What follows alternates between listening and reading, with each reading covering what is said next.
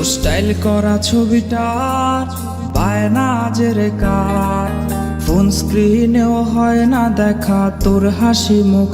আর এই ভেজা বালিশটা আজ বলবে রে কথা, আয়নাটাও দেবে বলে লুকোনো ব্যথা। তোর স্টাইল করা ছবিটা পায় না আজের কার, ফোন স্ক্রিনেও হয় না দেখা তোর হাসি মুখ। আর এই ভেজা বালিশটা আজ বলবে রে কথা, আয়নাটাও দেবে বলে লুকোনো ব্যথা।